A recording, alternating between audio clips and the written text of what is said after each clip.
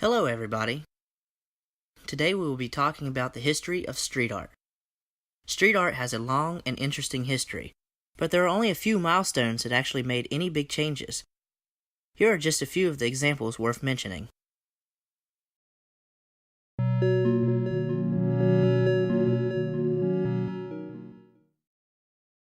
Some of the earliest examples of street art can be traced all the way back to the cave drawings around 17,000 BC in France. Unlike modern street artists, paints were not readily available, so hematite, iron oxide, and manganese were used to create early forms of paint substitutes.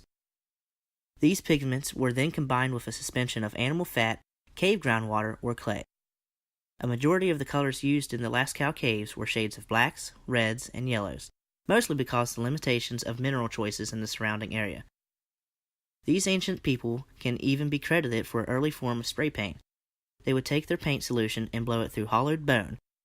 It is easy to see the influence early man had on modern street art.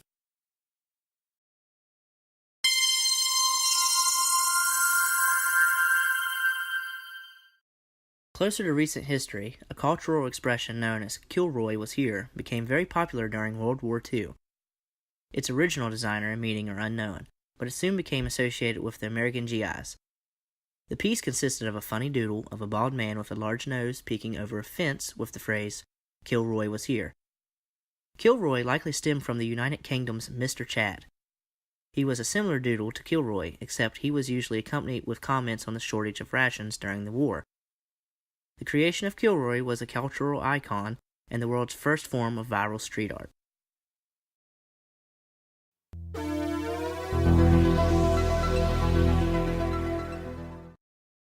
Continuing on to the 1960s, a young Daryl McCrae sprays his first graffiti tag as his nickname, Cornbread.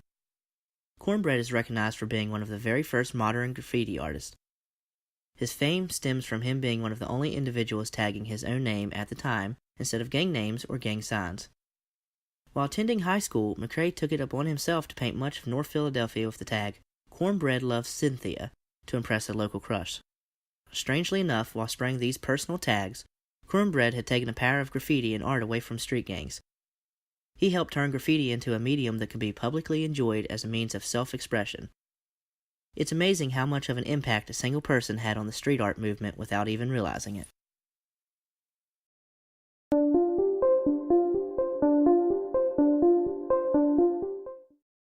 Moving on to the city of Paris in 1981. Blek Le Rat began painting large rodents on most public walls using a technique called stenciling. Stencils are cutouts made from cardboard, plastic, or thick paper to create an image that is easily reproduced later. Blek Le Rat could be considered a master of his form of street art, and he is currently known as the father of modern stencil artwork. Blek Le Rat acquired his name from his obsession with painting rats. He once described them as the only free animal in the city. Blek's style of street art helped pioneer the use of graffiti to heighten public awareness on social issues. Blek has been noted as a huge inspiration for one of today's most well-known artists, Banksy. While Blek Le Rat does not quite have recognition that Banksy has, he was an essential part of street art's development.